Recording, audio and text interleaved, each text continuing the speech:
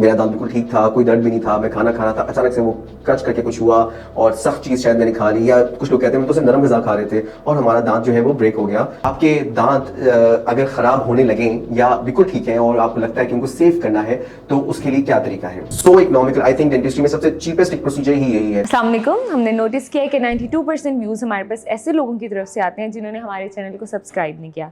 तो आज हम मरहम की तरफ से आपके पास रिक्वेस्ट करने आए हैं कि आप हमारे चैनल को सब्सक्राइब करें ताकि हम और इन्फॉर्मेटिव कंटेंट और अच्छे डॉक्टर्स अपने प्लेटफॉर्म पर ला सकें। Thank you. अस्सलाम वालेकुम, this is doctor Syed Munazir, I am dental surgeon Lahore practicing Multan Valencia. We have 2 branches in Lahore.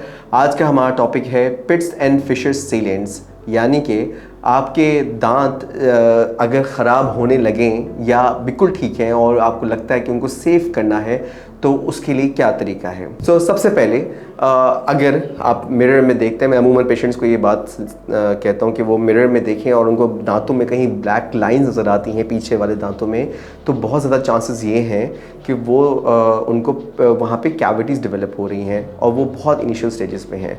Although अगर आपके वहाँ पे ब्लैक लाइंस नहीं भी हैं और आप समझते हैं कि आपके अपने दांतों की केयर करें और वो कभी भी फ्यूचर में ख़राब ना हो, तो आपको अपने डेंटिस्ट के पास जाके एक प्रोसीजर होता है, this is called pits and fissures sealants, वो करवाना होता है। पिट्स एंड फिशर्स क्या होता है? बेसिकली हमारे उन दांतों के अंदर कुछ गहरी जगहें ऐसी होती हैं जहाँ पे हम जब खाना खाते हैं तो बहुत छोटे लेवल के ज़रात, बहुत ही ज़्यादा माइन्यूट साइज़ के ज़रात जो हैं वो फंस जाते हैं।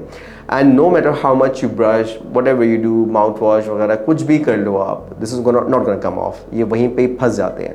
तो क्या होता है, और आपको पता भी नहीं लगता कि वहाँ पे कुछ फंसा हुआ है, तो आहिस्ता आहिस्ता वहाँ से फिर कैविटीज़ बढ़ना शुरू हो जाती हैं और गॉड फॉरबिड जब वो डीप हो जाए तो वो फिर आपके दांत को डैमेज करती हैं। आपको लगता है कि मेरा दांत बिल्कुल ठीक था, कोई दर्द भी नहीं था, मैं खाना खा रहा था, अचानक से वो क्रच करके कुछ हुआ और सख्त चीज़ शायद मैंने खा ली, या कुछ लोग कहते हैं हम तो सिर्फ नरम ग़िज़ा खा रहे थे और हमारा दांत जो है वो ब्रेक हो गया, तो अब हमें क्या करना चाहिए। तो फिर वो पिट्स एंड फिशर्स से बात निकल चुकी होती है, फिर आपको फिलिंग्स करवानी पड़ती हैं। और in some cases, most of the cases ऐसा भी होता है कि पाकिस्तान में थोड़ी इग्नोरेंस है और अवेयरनेस की कमी है, तो वो वेट करते हैं कि मुझे पेन तो हो नहीं रहा। वो जब पेन स्टार्ट होता है तो वो फिर रूट कनाल तक बात चली जाती है।